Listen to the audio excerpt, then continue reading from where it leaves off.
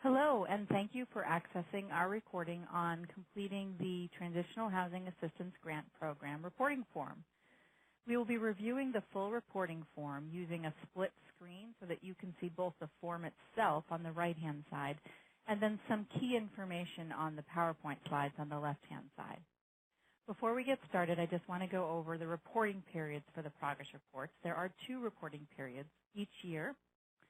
There's January to June, and the report will be due July 30th for that period.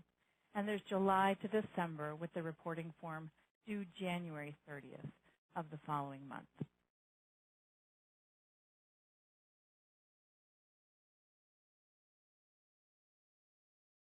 We hope that this training enables you to provide the most detailed and accurate reporting of your grant-funded work on your semi-annual progress report. Accurate data reporting is important for multiple reasons.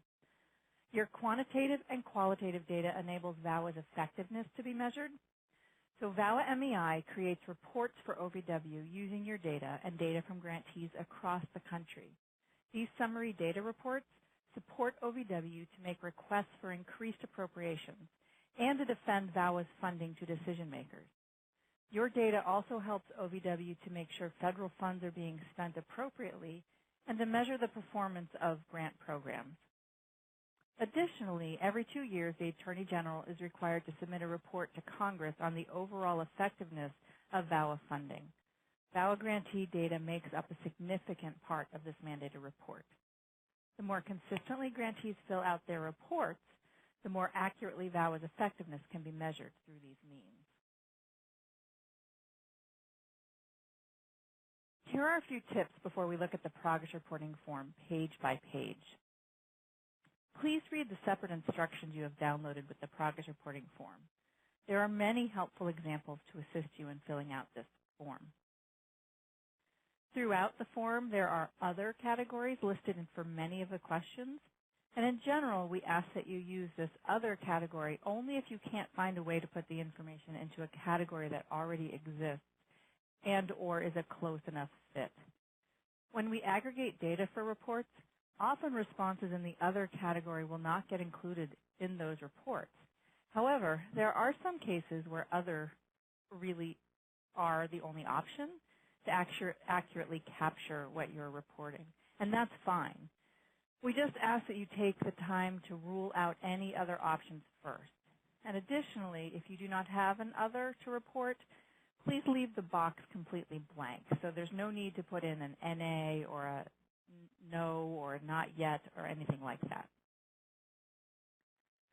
Following most sections of the form, you will find optional narrative questions. And during this training, I'm not going to stop and talk about each individual one. So I want to talk a little bit about those all up front. You're going to use each of these sections to talk about the unique successes of your grant-funded activities, talk about the impact grant-funded activities have made on your community or survivors. These questions exist at the end of each section so that you can provide more detail about the work being done in each area that the hard data or the numbers themselves cannot capture on their own. So we encourage you to report in those optional narrative questions in order to help your program be most accurately described and to accurately capture the work you're doing with grant funds. We ask that you try not to use acronyms or abbreviations in your data. If you do use an acronym, please provide an explanation in each question where you use that acronym. Do not send attachments or extra documents containing data that is asked for in the report itself. Only data that is contained in the reporting form will be received and analyzed by Muskie's VAWA MEI. And finally, if you have any questions about reporting, just please give us a call or send us an email. We are here to help and will happily work through any scenarios or questions you have about your report.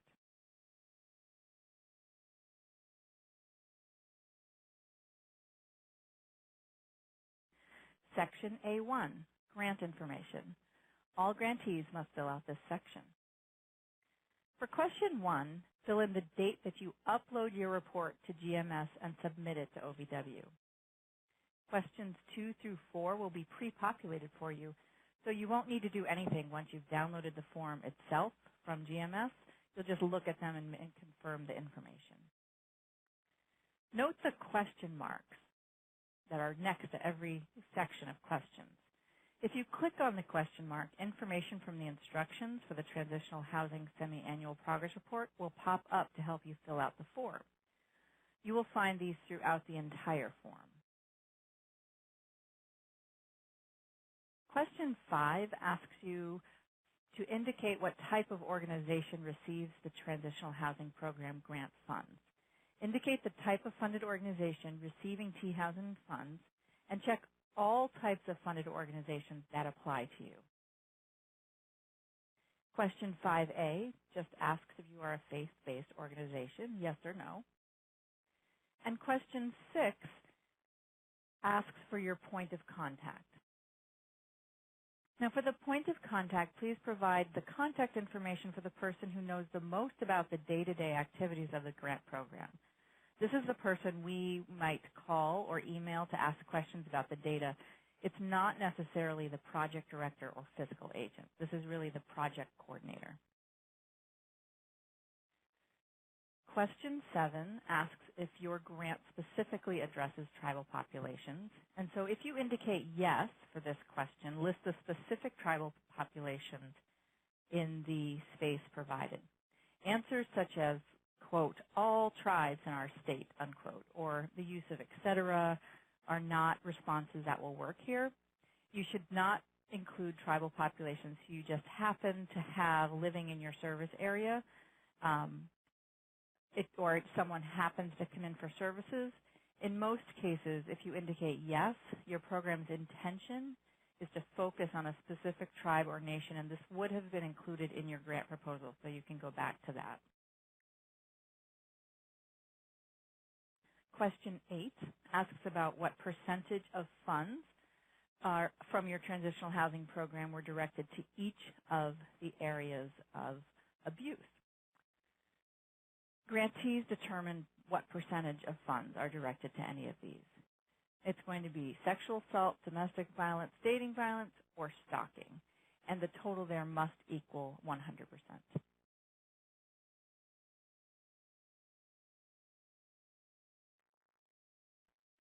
Section A2, Program Description. Section A2 is asking if you used your T-Housing funds to support housing units.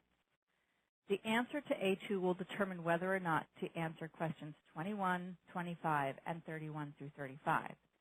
Please answer yes only if your program supports housing units with Transitional Housing Program funds. If, on the other hand, you use your T-Housing funds to provide support services and the housing itself is paid through other funds, like HUD, for example, you will answer no to this question and move on to Section A3.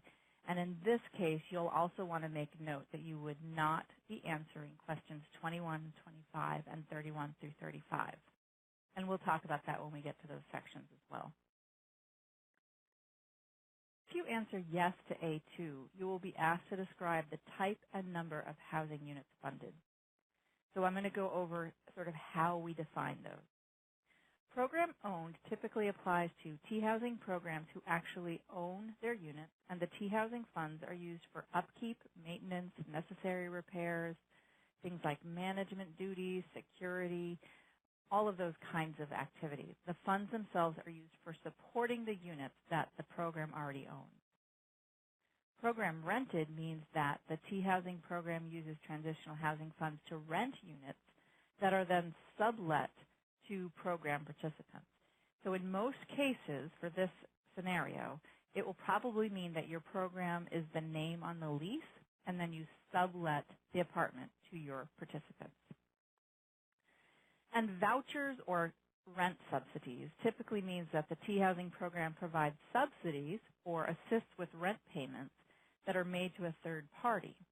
So in most cases for this scenario, it would be the client's name on the lease, and the T-Housing program provides a payment either directly to the participant or to the landlord. But most likely the participant would have been responsible for finding the housing, securing it, and generally their name would be on the lease. These are the three types of units that are most often supported with transitional housing funds. So here's an example of one scenario. Your program houses survivors. However, transitional housing funds are not used to pay for housing services. Housing is supported through another funding source. Instead, your program uses T-housing funds to pay for the case manager that provides supportive services to victim survivors. In this case, you're going to answer no to Section A2, and then that will skip you directly to A3. And please take note that you will not be answering questions 21, 25, and 31 through 35.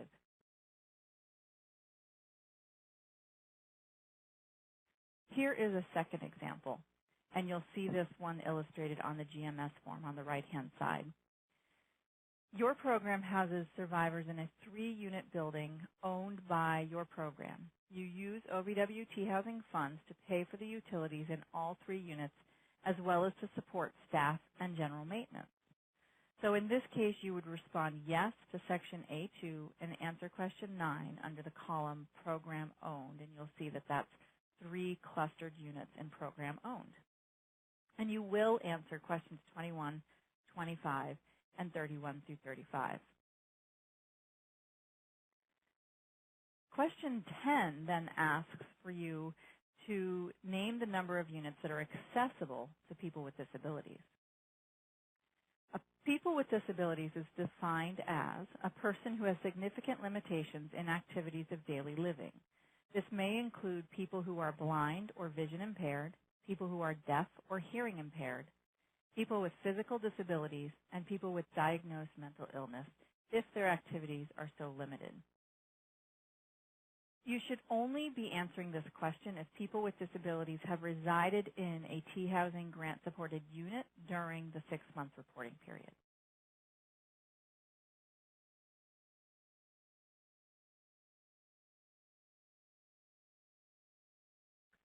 Section A3, staff information.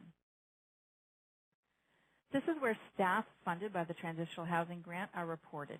If your transitional housing funds were used to fund staff positions, answer yes to A3. When considering reporting staff, there are some things you want to think about. First off, only report FTEs for staff whose salary is provided either fully or partially by grant funds. Report by activity performed rather than job title. If staff members fall into 2 or more categories, divide the FTE among those applicable categories. Time should be prorated if necessary, such as when someone is part-time, was hired partway through the grant period, is a contractor, or is full-time but only partially funded by T-housing program funds.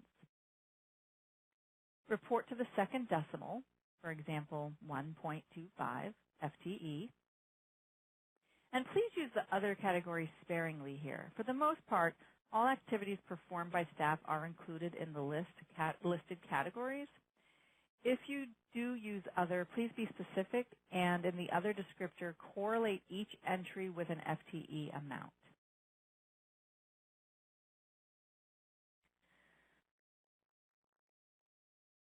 So I'm going to show you a cheat sheet, a fact sheet for calculating FTEs.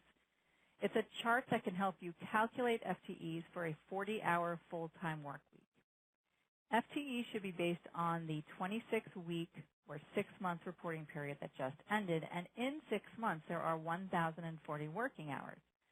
So you can use the math that's illustrated here on this chart to help you calculate your FTE funding with T-housing funds, especially if you know how many hours somebody works within that 6-month period.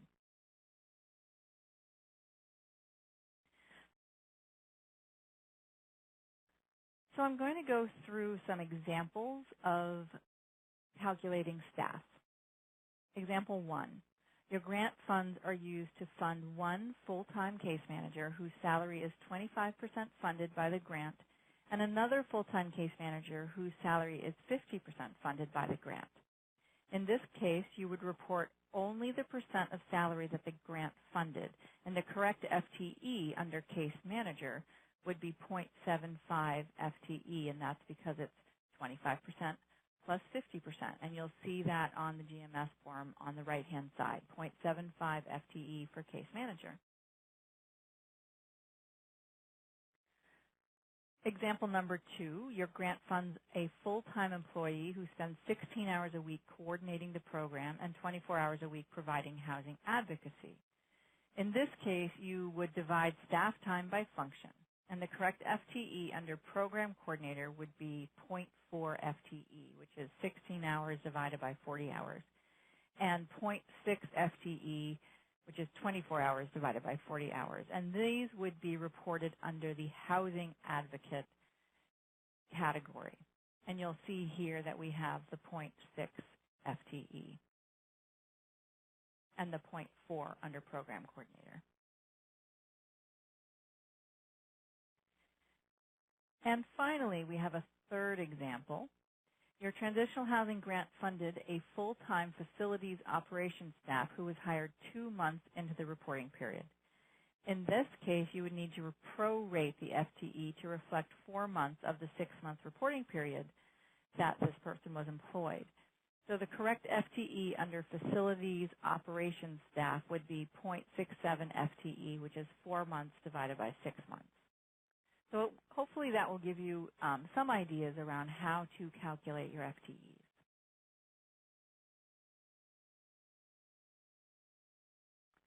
Section B, program areas.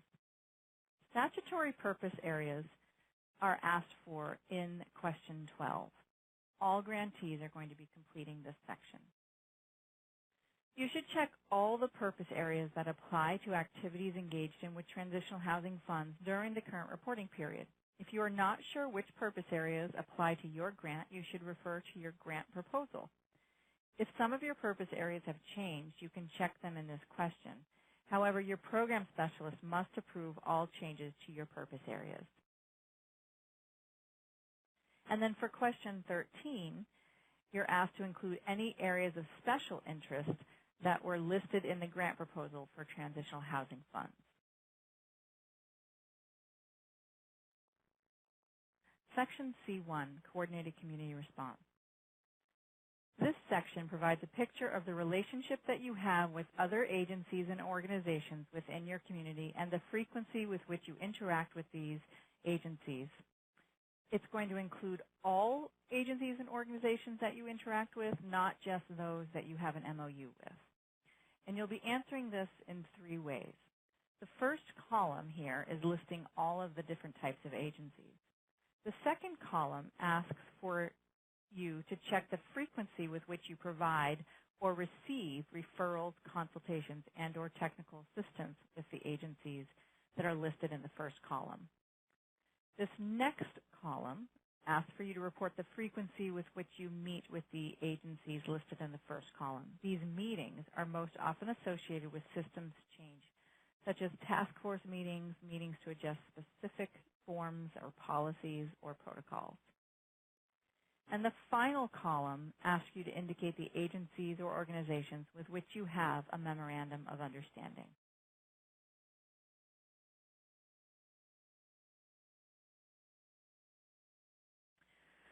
Section C2, Accessibility and Security. If your T-housing funds were used for accessibility and/or security during the current reporting period, check yes for this section. And in question 16, indicate all of the ways funds were used to support victim services and/or housing units. And for this question, you may check all that apply.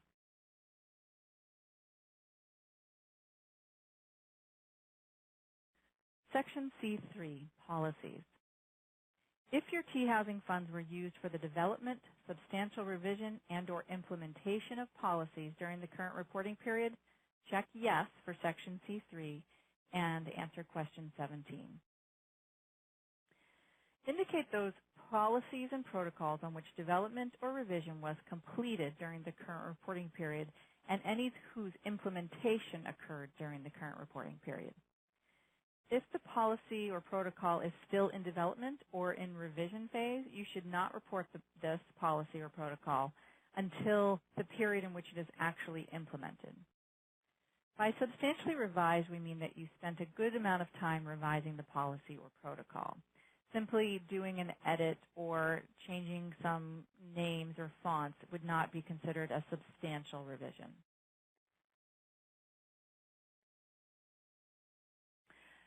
In this section, question 18 is asking if you've received technical assistance in the development of these policies, and this is simply a yes or no question.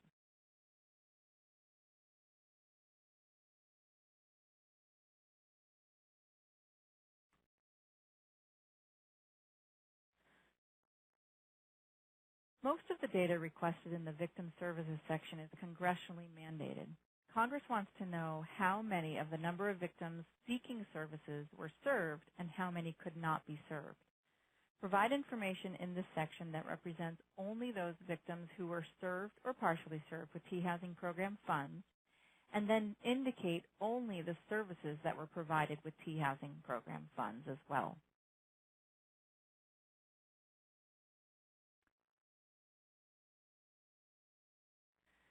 When you are considering whether or not to report a victim, ask yourself these three questions. What service did the victim request or accept? This person has to request or accept services before you would count them in this section at all. Secondly, what services are you funded to provide under your T-Housing grant? Only report on grant-funded requested services that you provide, not services you provide with other funding. And number three, is the person a primary victim of domestic violence, dating violence, sexual assault, or stalking? Victims must be primary victims of one of these victimizations to be served using grant funds. So that brings us to the question of who would not be counted at all, and there are some people who would fall into that category. For example, victims or survivors who are seeking only services not funded with your T-Housing Program funds. Remember, you only count funded services. Also, those who did not accept any of the grant-funded services that were offered or recommended. Those who are not experiencing or are not the children or other dependents of domestic violence, dating violence, sexual assault, or stalking. And those who have begun the intake process but have not completed it. In other words, they did not complete the paperwork required for the transitional housing program. Once you've determined whether or not a victim should be reported, then you need to determine if they should be reported as served, partially served, or not served. So we'll look through these definitions. Count someone as served if they requested grant-funded services and your program was able to provide all of those services. Count someone as partially served if they requested grant-funded services, but because of programmatic issues such as those listed in question 22, which will be coming up, your program could not provide all of the services requested. And count someone as not served if your program could not provide any of the grant-funded services that they requested, solely due to lack of available housing in question 21, or due to programmatic issues such as those listed in question 22. Before we move on, though, I want to talk a little bit about partially served and not served victims and survivors. We find that grantees are often worried about reporting victims as partially served or not served because they fear that it will appear that they are not meeting their goals or objectives, or it will shed a negative light on their program. However, by reporting victims as partially served or not served, grantees are helping OVW and decision makers understand the scope and burden of violence that stretches far beyond what VAWA is able to fund. OVW knows that VAWA funding is not enough to support every victim who requests services from grantees. Therefore, we want to encourage you all to carefully track and report using both the quantitative data, the numbers, and the narrative data to highlight instances of partial or non-service. Narrative data can highlight long waiting lists for services or full programs, or a program's inability to provide particular support services. Your more detailed data can help show the great need for services that still exist.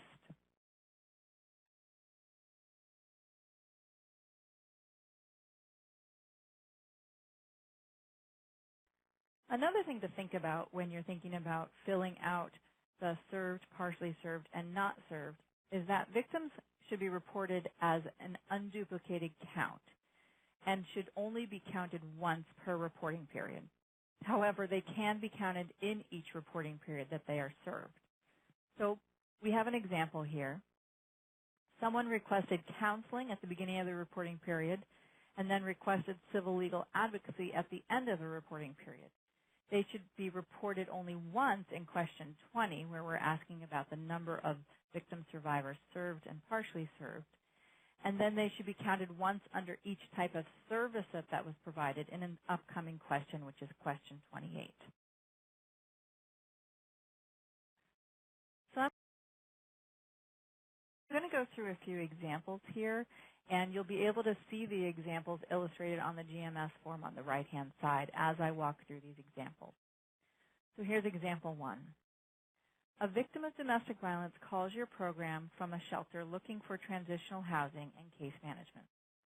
Both are funded by your transitional housing grant, and you are able to immediately get her and her 2 children into your available unit and begin case management services. In this case, she received all services she requested that you are funded to provide under your grant, and she would be reported as served in question 20. And so you see that 1 victim survivor and 2 children are served. Example 2. Your program offers case management and court accompaniment under your transitional housing grant. A victim of domestic violence who is currently in one of your program's transitional housing units asks for these 2 services, but your program can only provide case management because the advocate is booked and unable to provide court accompaniment on the date requested. In this case, the victim received some, but not all of the requested services that are funded by T-Housing funds. So you'll report her as partially served in question 20, and then in question 22, which is coming up, the reason not fully served would be program reached capacity, and that should be selected.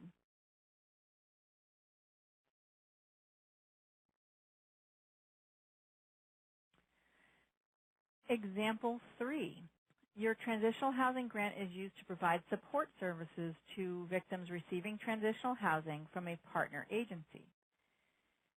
A victim receiving a rent subsidy from this partner agency is referred to you for transportation to court, which you are grant funded to provide. Your agency does not have a wheelchair accessible vehicle, however, available on the victim's court date, so you are not able to provide the service. In this case, the victim did not receive the requested service that is funded by T-Housing funds. She would be reported as not served in question 20. And in question 22, the reason not fully served would be insufficient or lack of services for people with disabilities, and that would be selected. And I'll show you these coming up. Actually, I can show them to you right now. Question 22 shows where you would have insufficient or lack of services for people with disabilities. It's a check mark. And program reach capacity, also a check mark. Once it's checked once, you can't add to it even if there are additional people.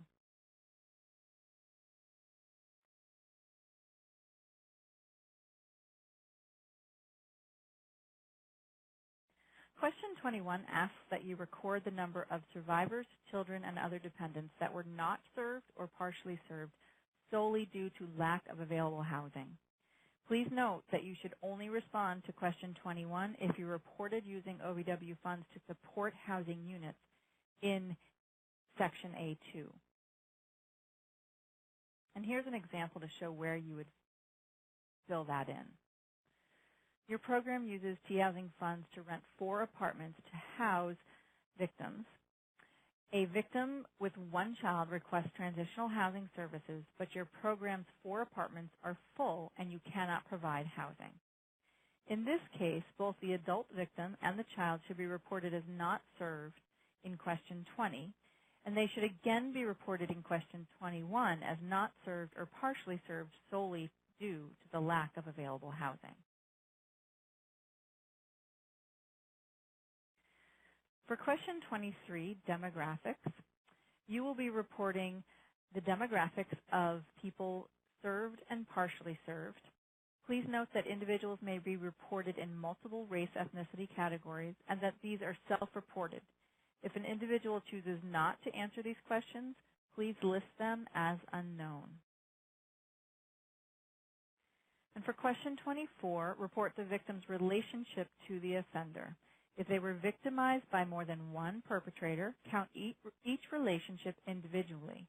The total relationships reported should equal or be higher than the total number in 20A and 20B, victims served and partially served.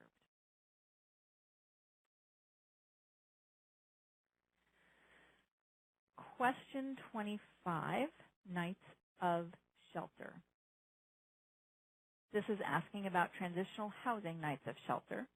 And please note that you will only be completing this section if you checked yes for section A2 and if you answered that your program has either program-owned or program-rented housing units. You do not answer this question if your funds are only used for rent subsidies or vouchers.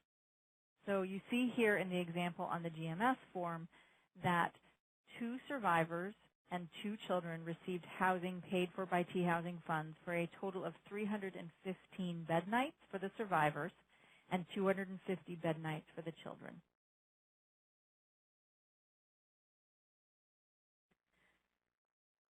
Question 26, housing assistance. In this question, you will be completing the total cost for each type of assistance along with the number of victims or survivors receiving that type of assistance, as well as the total number of months, if applicable. For the rent subsidy voucher category, this is where those of you who answered yes to Section A2 and you listed housing units under the rent subsidy voucher category will report those subsidies.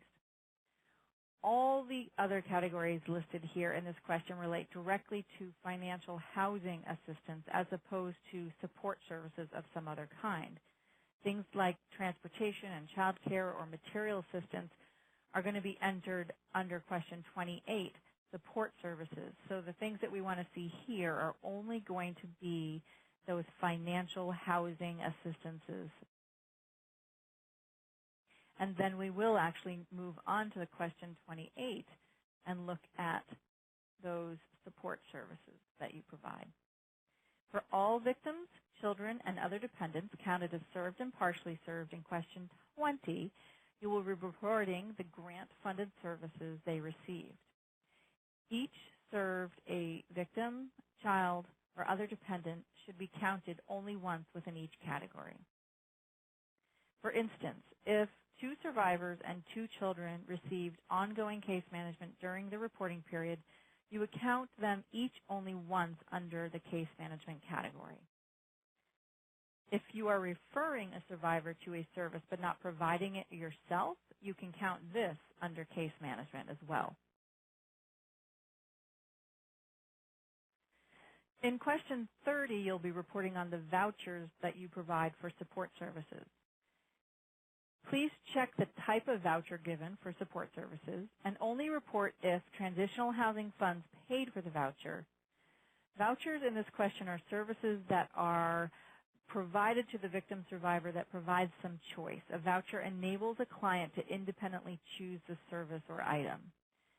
And also please note that if a voucher was donated to your program, you do not count those. These are only for those that are funded by T-Housing funds.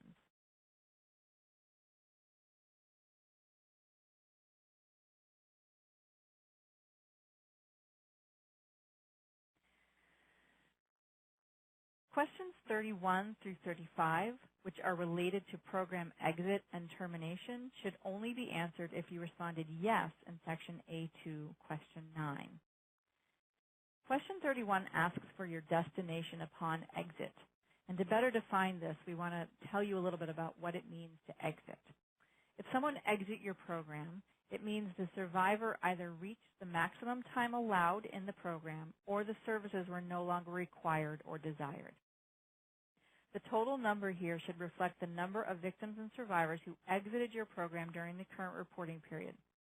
Do not report those who were terminated from your program, as you will report them in later questions. Question 32 asks about their perception of risk upon exiting. And so for this one, you are going to let us know what their perception of the risk was upon exiting. And if they do not know, then it's recorded as does not know. And if you do not know because you did not ask them or because they left without being able to be giving you that information, that would be listed in the unknown category. And the total responses to this question should equal the total number of survivors reported in question 31 as having exited. Question 33 asks about the length of stay for those who have exited, and the total responses for this question should also equal the total number of victims reported as exiting under question 31.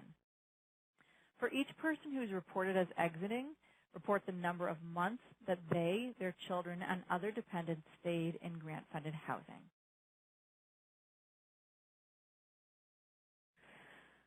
Question 34 switches gears to those who have been terminated from your transitional housing program. Terminated means that the survivor was asked to leave the housing component of the program before they reached the maximum time allowed and they still wanted services. Remember to only count those who were terminated from housing that was funded by the Transitional Housing Grant. Question 35 asks about the length of stay for those who were terminated from your program. This is where you're going to report the length of stay for those reported as terminated under question 34. The total responses for question 35 should equal the total number of those reported as terminating under question 34. A note here that for both question 33, length of stay for those who have exited, and question 35, length of stay for those who were terminated, you should count the total length of stay from the time that they entered the housing until they've left. So for instance, a survivor who was in your unit for a total of 14 months at the time of exit is reported in question 33 as one victim, and in the number of months row, it would be 14 months.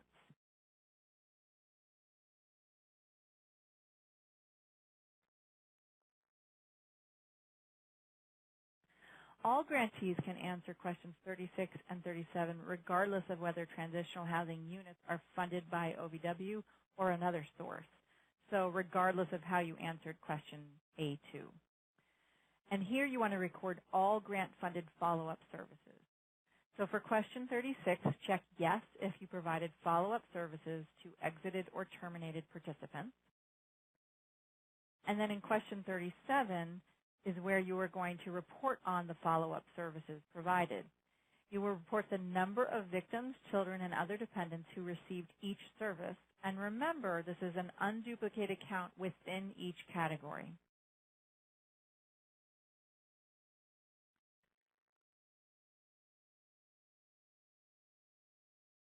Section E, narrative.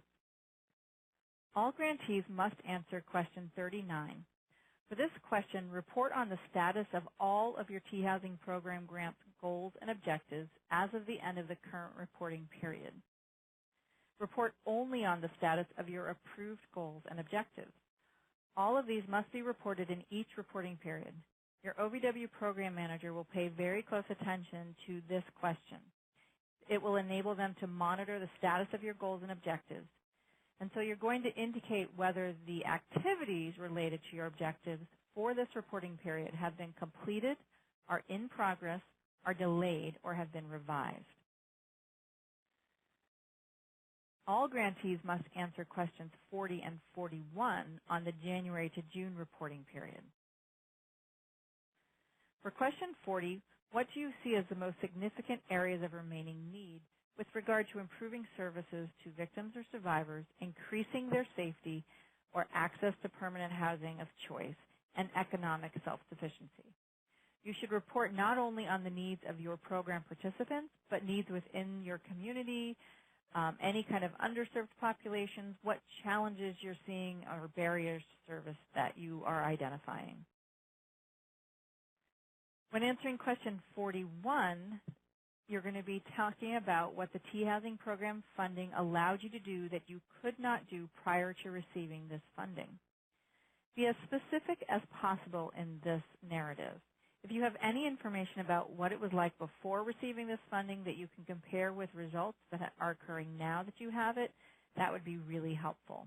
You can also use stories or statistics that can help provide the information that you want to talk about. Questions 42 and 43 are always optional. For question 42, provide additional information regarding the effectiveness of your grant-funded program. It's sort of a catch-all question. And then for question 43, this is where you'll provide any additional information that you would like us to know here at VAWA MEI about the data that you've submitted. If there were any issues or irregularities in your data that you reported in a previous section on this form, you can provide an explanation here that will help us understand the data better. And we always look at this question before we would be contacting you with questions about your data. Once the form is complete, you must go to the last page of the form and click the Validate button. The validation process will highlight any missing or incomplete information and ask whether you wish to return to the section to review or change the data. When this happens, you'll see one of two warning messages. One type is a validation error message with a red circle with an X in it. If you receive this type of message, it means that you are missing some of the required information. And if you want to fix this error now, you can click Yes, and it'll bring you back to that exact question on the form. If not, click No and continue with validation. But note that you will not be able to complete the validation process until you fix that validation error. The second type of warning is a reminder with a yellow triangle and an exclamation point. This type of message indicates that something on the form looks like it may be incorrect. You do not have to make a correction on the form to successfully validate when you get this kind of message. If you want to review the field, click Yes, and it will bring you back to that exact question on the form. If not, click No and continue with validation.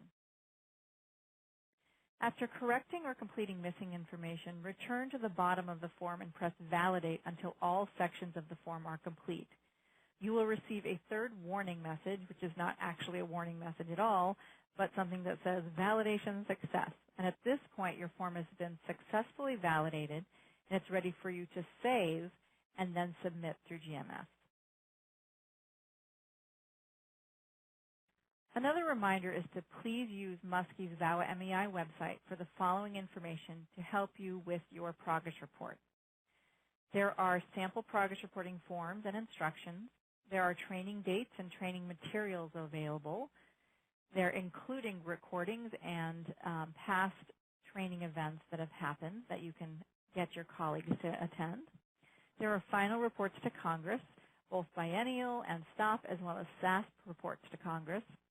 And there are also the summary data reports, which are aggregated data by grant program in charts and tables. These are the products and information that you can consistently find on our website.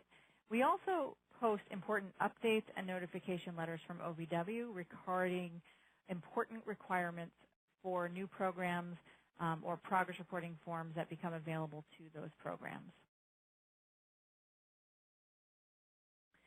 If you have any questions as you're filling out the reporting form, please feel free to call or email Muskie's VAWA MEI, your program specialist, or GMS. Our numbers are listed here. You can contact us at Muskie at 1-800-922-8292 or your OVW program specialist at 202-307-6026 or your OVW GMS support at 1-866-655-4482. And thank you for participating in today's webinar.